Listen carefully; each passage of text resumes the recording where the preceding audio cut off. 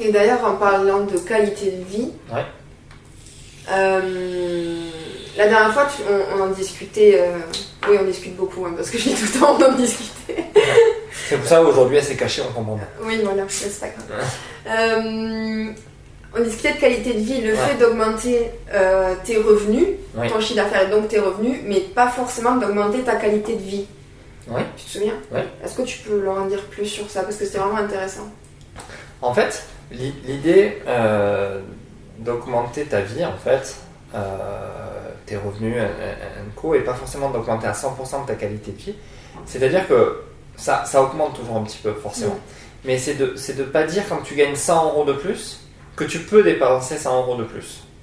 Ok? Parce que là, tu vas te retrouver à un problème où finalement, tu es toujours en manque. Et tu ne peux pas économiser, tu ne peux pas avoir de l'argent de côté, tu ne peux pas investir sur des nouveaux projets, tu es limité. Ta qualité de vie, moi j'ai tendance à dire, si tu gagnes 100 euros de plus, tu peux te permettre de dépenser 10 euros de plus. 10 et 50 euros selon si tu es célibataire, si tu as des enfants, oui, voilà, ça change, ainsi de suite. le contexte change tout. Il y a des critères. Et ces 50 euros de plus, qu'est-ce que t'en fais? Tu les places.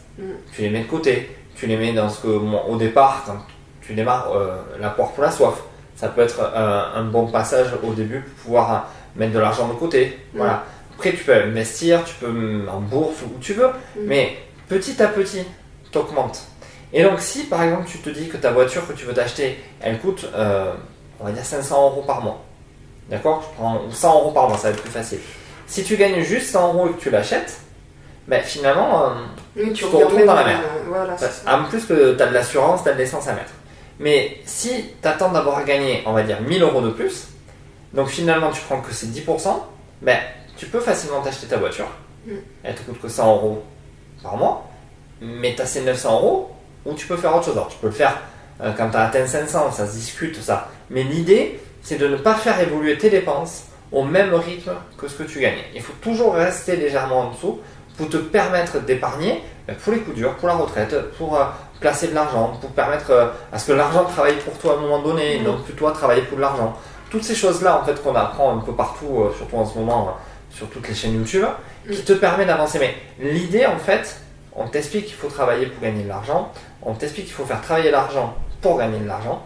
Mais moi ce que je veux dire c'est que il faut que quelque part, petit à petit, tes actifs payent tes passifs. Oui. La voiture c'est un passif, donc il faut avoir suffisamment d'actifs pour que ces actifs génèrent eux-mêmes des actifs qui payent ta voiture. Voilà, tout simplement. Et ça c'est une règle que j'ai mis 25 ans, 30 ans à apprendre. Je l'assume sans problème. Et qui aujourd'hui est mon maître mot. Et en le faisant, j'ai commencé tout bêtement avec des boîtes. Tu vois, quand je gagnais, je mettais des boîtes, je mettais 10% dans la boîte au cas où, ce que j'appelais, et la boîte fais-toi plaisir. Il y avait vraiment marqué ça sur mes deux boîtes. Et alors, la boîte 10% fais-toi plaisir, fin du mois, c'était une obligation, il fallait que je me fasse plaisir. Resto, machin. Alors, je l'ai fait en famille aussi, c'est avec ma femme, tout ça. Donc, des fois, on gardait 2 mois pour se faire un super plaisir, tu vois, mais ça, c'est, après, voilà, il n'y a pas de maths, enfin, c'est pas mathématique. Voilà. Mais par contre, les 10% au cas où, au début, là où tu commences à t'en rendre compte, c'est quand tu as mis tes 10% au cas où et que tu as une panne dans ta bagnole. Et que finalement, tu n'es pas obligé de te retrouver à découvert. On va prendre les schémas. Et que finalement, tu t'en sors super bien. Parce que tu as réparé ta bagnole, ça t'a rien coûté. C'est pas que ça t'a rien coûté, mais ça n'a pas troué ton budget. Oui, c'est ça. Ça n'a pas mis de stress. Tu as pété un PC, tu peux le changer, tout va bien, sans stress. Et comme ces coups, ils n'y arrivent pas tous les jours non plus. Donc petit à petit, la boîte au cas où, c'est rempli. Donc finalement, quand il a fallu investir sur un trépied, sur un ordinateur, sur ceci, sur cela, ça se fait de manière naturelle. Et comme ça se fait de manière naturelle, tu investis de la bonne qualité, tu fais de bonnes choses et ça progresse petit à petit. Donc tu gagnes plus, donc tu peux mettre plus de côté, donc tu peux évoluer. C'est un cercle vicieux, vertueux. C'est un cercle vicieux et il y a un lapsus très intéressant parce qu'au début on ne veut pas le voir. Au début on veut se faire plaisir. On a gagné ces 100 euros, on veut se faire plaisir. On a tous eu ce salaire, le premier salaire, quand on l'a reçu, on l'avait cramé 2 heures après, parce que tu vois.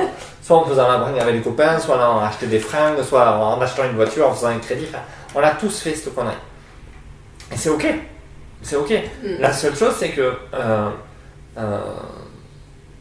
si on peut comprendre ça très tôt, ça te permet d'avancer beaucoup plus facilement très tôt. Oui, parce qu'au final, tu as plus de facilité à investir plus tôt et donc faire travailler ton argent et donc avoir plus d'actifs que de passifs avec ce qui s'ensuit. Après, travailler sur l'argent, c'est pas forcément la bourse, ça peut être ce que tu veux à côté. Hein. Oui, l'immobilier, il y a de tout, des actions, des entreprises, ça peut être ce que tu veux. On est d'accord.